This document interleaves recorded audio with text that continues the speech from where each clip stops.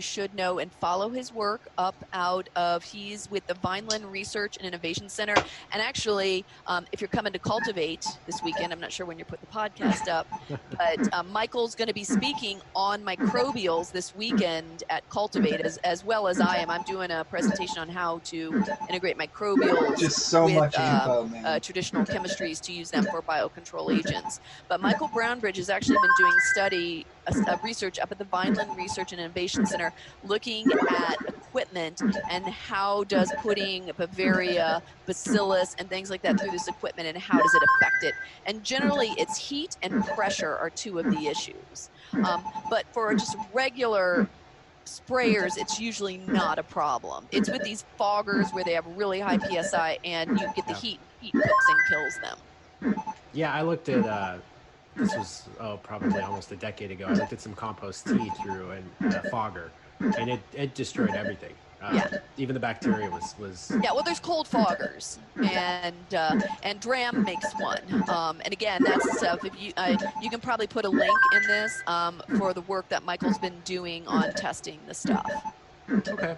All right. So anything else on aphids before we move on to a different test? I just.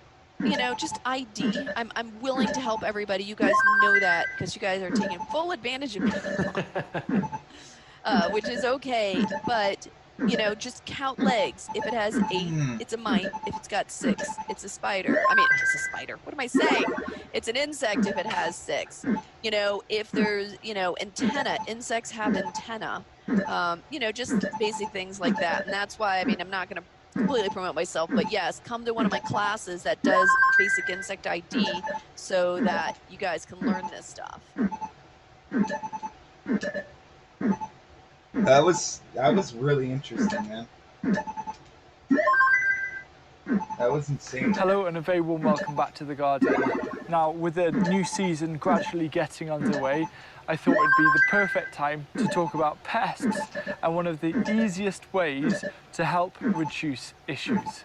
So I'm going to get straight to the point. The goal with a garden is to turn it into its own thriving, living ecosystem. And you're after a pest-predator balance. The pests being things like cabbage white butterflies and aphids and flea beetles. But the predators being beneficial insects such as hoverflies, parasitic wasps, and one of my favourites, ladybirds. Something that might actually shock you is that in order to have a healthy garden, you actually need some pests. As a permaculturalist, I believe in working in harmony with nature, and that actually a garden is one of the bridges between modern civilization and the natural world. Nature is quite delicate, and it's all about lots of different balances, and one small change can actually create quite a large impact. And for our gardens, instead of trying to prevent certain things from entering the garden, which can actually lead to a build-up of issues, for me, it's actually about welcoming a little bit of everything. The way I approach pest management in the garden is actually on a supply and demand basis. So if there are no pests in the garden, there's no demand for the predators to be here, and that reduces their population, which means if an outbreak then happens, you don't have the predators around to try and help you. So for me, in terms of that natural balance, having some pests around to help maintain the populations of the predators is one of the best things I can do. So during the growing season, my approach to pest management is minimal intervention. If I see something, I'll keep a little eye on it and see what happens. More often than not, and you'll be surprised how often things seem to just sort themselves out, especially if it's a few aphids here and there. But if something does feel quite a bit out of balance, and then that momentum is increasing, that's when you can absolutely intervene. So a common example of when something requires intervention is with your brassicas and with cabbage white butterflies. Dude, I get nothing on my brassicas out here. A lot of havoc. So what you can do to prevent is to net them. Now, my approach is to not net any of my brassicas, see what happens. The only 2 brassicas that got cabbage whitified last year were the Swede, which absolutely pulled through, actually just by picking off some of the caterpillars. and also a little bit on the red cabbage. But things like the kale and the purple sprouting broccoli behind me and some of my other brassicas were fine, and it was nice not to net them. So the trick to greatly reduce pest numbers in your garden is actually down to flowers, because a huge majority of the natural beneficial insects in the predators category also happen to be pollinators, and it tends to be their young or their larvae which actually do all the pest control for you. So really, it's actually about allowing those adult beneficial insects into your garden through using blooms and flowers, and then giving them a reason to stay. That's by not using chemicals, so there are a few of those pests around, and that's one of the best things you can do to help maintain a strong balance, to help keep your garden healthy and as trouble-free as possible.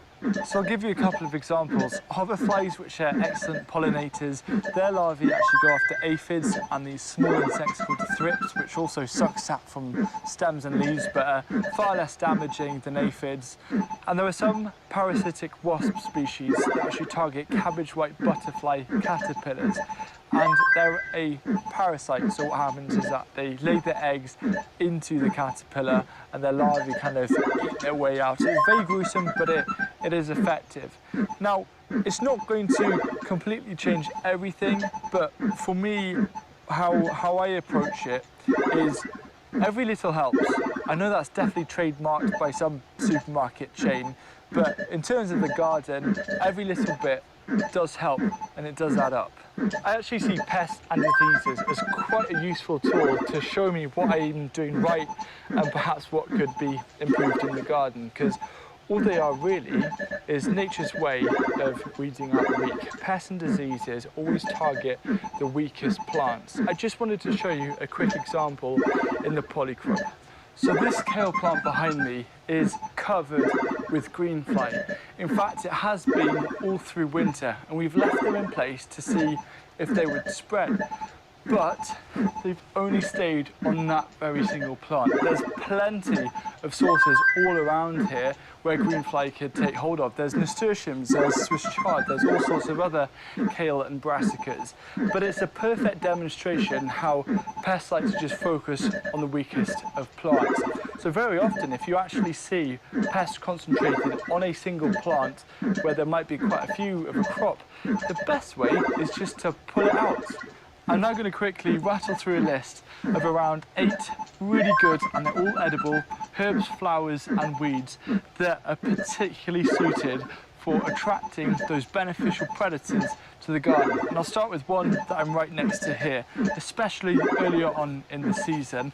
These are pak choi flowers, but any brassica flower, for instance. So kale, pak choi, turnips, swede, they all work so well at bringing in lots of pollinators and beneficial insects.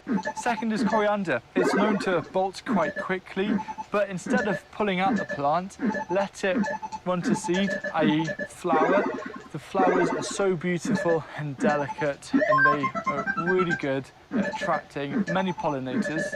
It also looks wonderful, but it requires staking. However, I'd also recommend just to let them run to seed anyway, because I think my favourite thing about coriander is actually the juicy green coriander seeds. They're an absolute delicacy.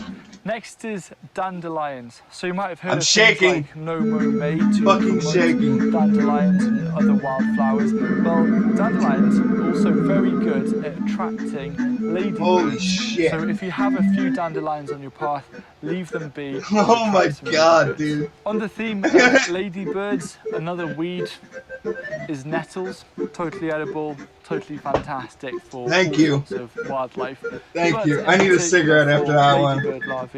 I've seen some of the best examples of these actually on nettles. So if you have a patch of nettles in your garden, let them grow to be another thing to attract ladybirds to help protect you against aphids and green fly. Nasturtium. Now this is apparently a decoy plant